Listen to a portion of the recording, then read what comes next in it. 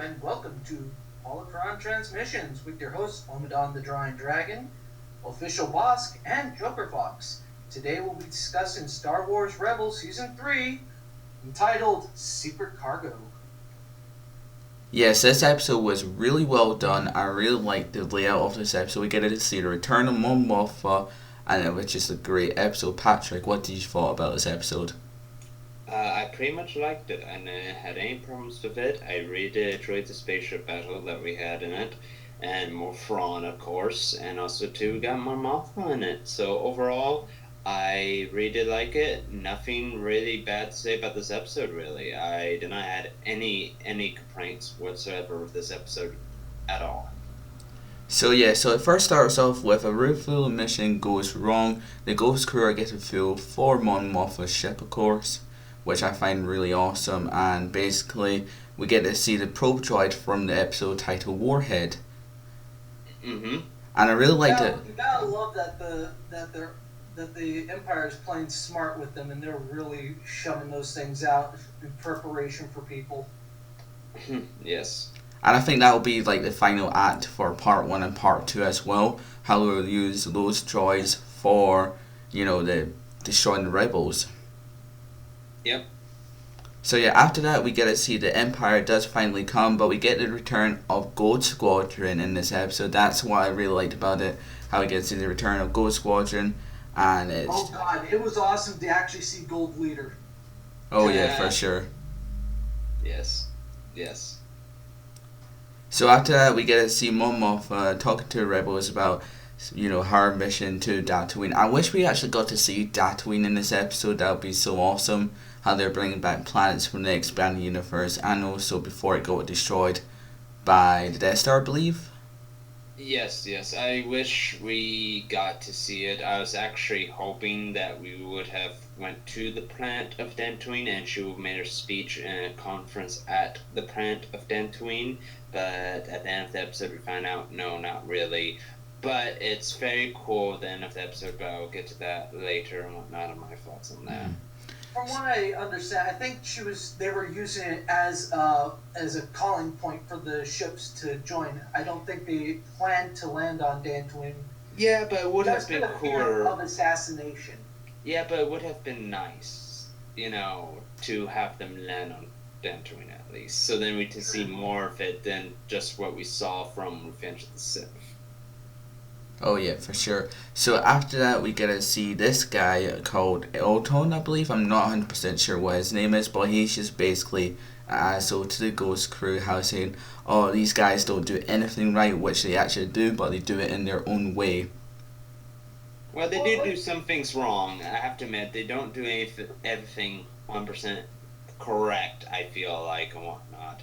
But they do their things their own way, but they should learn how to aggregate and, be more of a team effort and such. Which I'm not saying they're a bad team effort, I mean more organized effort and whatnot, which they will be, I feel like, later on in this season also too, from what we saw with season 4 being renewed, going to be now in season 4. Mm-hmm. I also, they were talking, it's like they had some of their facts wrong about like the tower being. The thing is that they have to filter out through so much jargon of the Empire. It's just like how much of it is the rebel cell doing that, and how much of it is Empire fault. And that's the problem. It's like there's so much. They're dealing with a lot of the bad PR, and they're trying to make the Empire look bad in the overall scheme of things, and it's a problem when they do stuff that makes them look like a terrorist cell. I agree. Hence why there was that animosity about them. I really like the fact as well how Thrawn is always one step ahead of the game, how they know what Hera is going to do, and basically he knows where she is going to go. She's going through the Nebula, which I find really awesome to see the Nebula again, as we did see it in Star Wars The Clone Wars, when Anakin is using his tactic to go through the Nebula, and it's used for bounty hunters, of course, for their route to capture smugglers. It was a smuggler route, actually, not a bounty hunter route. Oh, sorry, my bad. Yeah. Oh, and may I add this to the fray? Did you notice how Thrawn looked at the governor and the admiral there? He's planning to get rid of him. There's just something about that look he gave him as he let them go. You know, he has no full trust in her. Yeah, well, I feel like he only trusts the highest elites. Like, he trusts himself, of course. Tarkin. The Emperor. Tarkin, for sure, Tarkin. I mean, come on, Tarkin has shown that he can be trusted and, that he is a great general, a great leader. Like I said, Tarkin likes to pick and choose his select team of people. Now, I still think he does have respect for her at least a bit, but not as much as he would, let's say, with Tarkin, for example. I don't think it's a thing of respect that it's about. It's about he knows that she's very power hungry. Tarkin is not power hungry for a position that would fuck him over. He already knows that. But with her, he knows she's trying to gain power using him. Even when she brought him in to begin with, at the beginning of the season, there was clearly she was trying to push her efforts in there. Yeah, but we'll see what happens there on the episodes and whatnot, and see how he deals with her and the other admiral, I think, yes. So yeah, we're going to skip one of the cool parts of the TIE Defender. Oh yeah, sorry. The TIE Defender is actually back in action, and it's really cool how Thrawn says, you know what, let's test out our new powerful ship against the rebellion to see how much they can, do damage to them. I was excited to see the TIE Defender in this episode. I thought it was great. I thought the one rebel pilot sacrificing herself and whatnot was great. It definitely shows that both sides do take damage, do take hits and whatnot. Just like the Clone Wars show, lots of death from the Crones, not like, the Crones win all the time, which why I had a problem with Rebels a bit. The Clone Wars show, our favorite group of clones, all of them died in the course of the show. Oh yeah, that is true. See, that's the other problem I had with Rebels a bit, which they're now starting to fix, I feel like, is that the Rebels kept feel like, none of them are in true danger. All of them are going to survive and live, which is still getting that vibe, from at least the main crew, at least. But it's becoming more scared, it's becoming like, maybe something will bad happen, and here and there. So well, here's the thing about that. It kind of makes sense that they become as they become more of a threat. Because before they were, when the show was starting, they were very much a local threat to Lothal, very minor. But as the show goes, they become a much bigger galactic threat, which is why the stakes have been raised so much higher against them. All I just say is that by the end of season 3 here, or by season 4, I want to see one of the Ghost crew die. At least one of them has to go. It can be any of them. I don't care. I'm just saying this is because I want a feel of true danger. Like, hey, these main characters you love, wait a minute, one of them can die, Oh my god. Or at least something terrible, truly terrible happens. Like, the thing that happened with Kanan, yeah, that was sad and whatnot, and it's very nice what they did there, but I'm talking about like actual arm chop off or something super bad. Or maybe Darth Vader can kill one of the Ghost crews. But I'm not talking about him. I'm talking about a super dangerous injury, like to where you can't walk anymore, or you can't even use your arms anymore. Something more dangerous. I'm not saying being blind is like weak sauce or anything, but something more visually impact there that we can go, oh my god, damn son, type of thing. But overall though, okay, I was gonna say though, but overall though, I really did like seeing the TIE Defender and this nice spaceship battle we have in the nebula. We did like that. And we like too the whole. I mean, the cinematography too in this episode I really love, especially too with the Star Destroyers next to the planet there, or the nebula, I should say. The lighting, everything, the color, it looked really great, like a great desktop saver or something to put on your wall even. I love how they did lots of the shadows and effects and lighting with the spaceships in this episode. Just very well done. Let's not forget, especially when they bombed the nebula to get a reaction Oh, out yeah. and blast those Star Destroyers. And we have never seen that done in Star Wars before, like using the nebula to attack the Star Destroyers. That's one of the new features that they actually added into Star Wars Rebels, which I thought it was really cool. I knew they were going to do that just because it was mentioned as they were going into the nebula. It was predictable, but cool. But it still gave that awe of like when you watch Rogue One and they smash that hammerhead. Oh, into yeah. And speaking of Rogue One, I was talking about the ending here. While when she gave her speech, all the ships came up. When you look at that shot at the end, those are all the ships from Rogue One. In that spaceship battle. Those are all the ships. And you even saw the hammerheads they have too. So maybe that looks great. Maybe they'll probably end it at Star Wars Rogue One, how they go into the Battle of Scarif, and like the Ghost Crew goes into Scarif and try and steal the Death Star plans, but they kind of like get destroyed in a way. No, I don't think so, because we're still like 3 to 4 years before A New Hope still, if I'm correct in the Rebels timeline. Yeah, it's about 3 years at this point. Yeah, so most likely we'll either see that in season 4 or 5. I don't. If they do 5, like I said, that's if. I was not expecting season 4, but most likely we'll be seeing it though in season 4, not in season 3. I think season 3 wants to focus more on the Rebels gain their new base at Yavin 4 most likely, and also to deal with the whole character arc of Obi-Wan and Darth Maul. Which and I'm really excited about that. And also to the character arc with Thrawn. I don't think they're going to be worried with time stuff truly up yet with Rogue One, especially too if they have 3 years left to go until they get to that battle. So yeah. One thing I hope they don't do is get rid of Thrawn.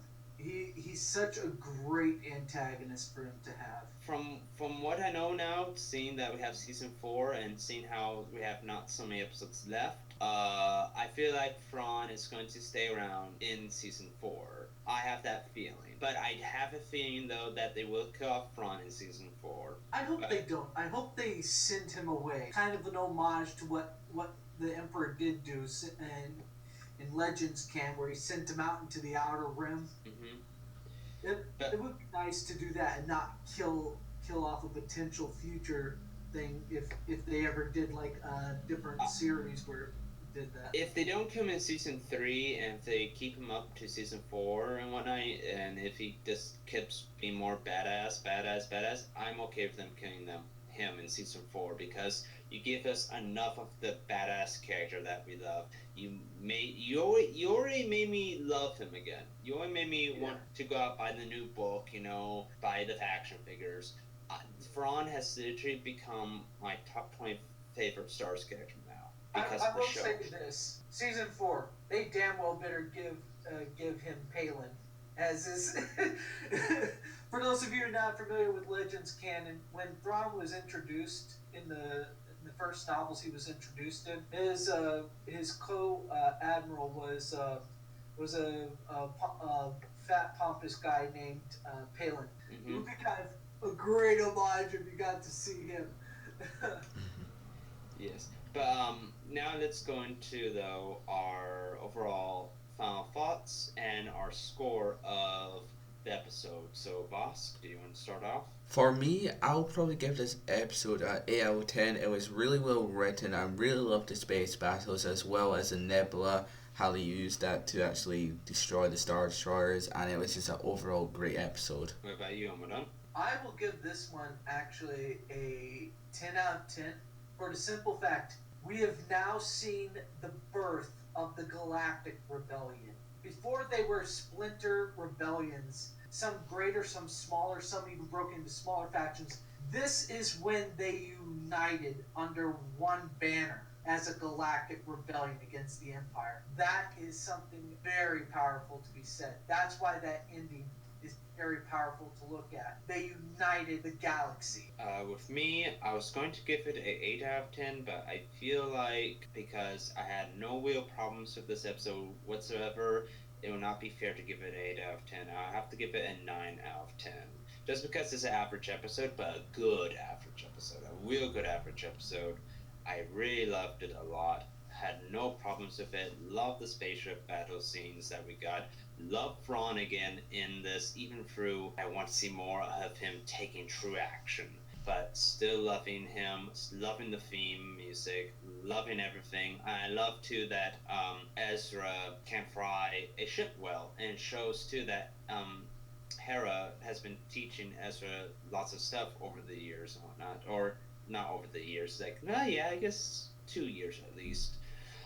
But yeah, though, I'm really loving what they've done here. I really do like too what they did with Mon Mothma. They did her very well, I feel like, and I'm hoping we get to see her in her Return of the Jedi / Rogue One outfit in Rebels, if possible, because right now we get to see her in her Episode 3 outfit. But still cool. Overall, though, really did dig this episode. And I hope they actually do explain in Star Wars Season 4 what happened to Ahsoka, because we have still not heard anything yet about Ahsoka Tano. Yeah, I agree. See, that's the problem with Rebels, I've noticed. I'm just going to get into the rant here very quickly. I know we're just reviewing this episode, but I have to get into this. That's my problem with Rebels, is that they bring stuff up, they make arcs, but they never go back to it soon enough. It takes them way too long. Like, we still don't know what happened to all the other clone troopers that was with Rex. We have no clue what happened to them, what they're doing. We don't even know if Rex still contacts them at all. Nothing. Do that. Flat out nothing. And also too, like I said, with Ahsoka, that season 2 finale was great. And now we're close to the end, and they want to focus on Darth Maul Obi-Wan still, while we still have this big thing with Ahsoka we still need to answer? Come on, guys. Sprinkle it in a bit more. I think they're saving her either for end of season 3 or beginning of season 4 as what she's been up to. And I have a feeling she has had a very heavy hand with Bendu.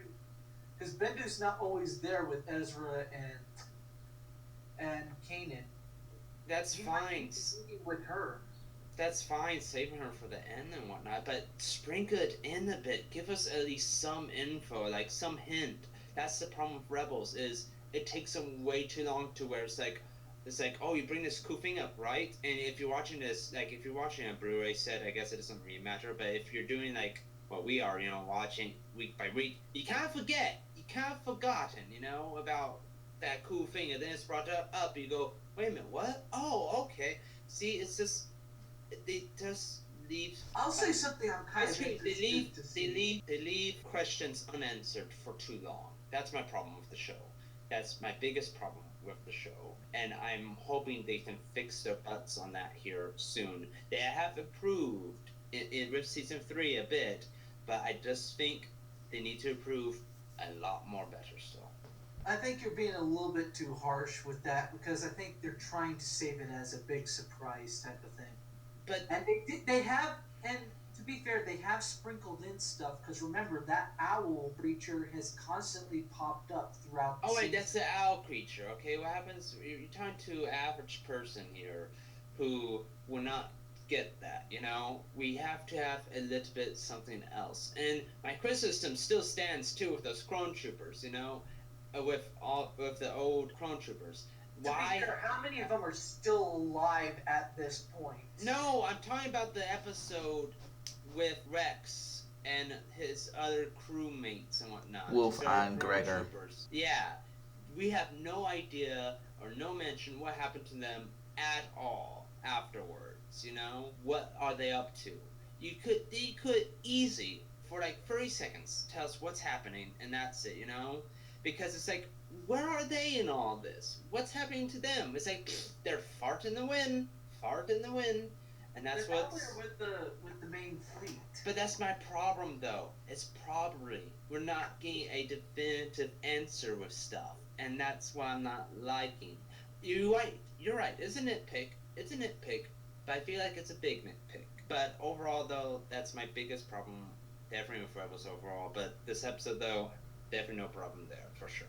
I'll say one thing I'm looking forward to. Can you imagine if they bring back what's his name there and show how he gets damaged by the time we see him in Rogue One? Oh, Sargra? Yeah. Which most likely they will do that, and I can't wait to see that. But yeah. So thank you very much for watching our show for you episode for Star Wars Rebels Season 3. This episode is titled Secret Cargo. It was probably one of the good ones out of all of them so far, and I hope to see more improvements for Season 4 for the upcoming episodes. So thank you very much again for watching, and don't forget, may the Force be with you always.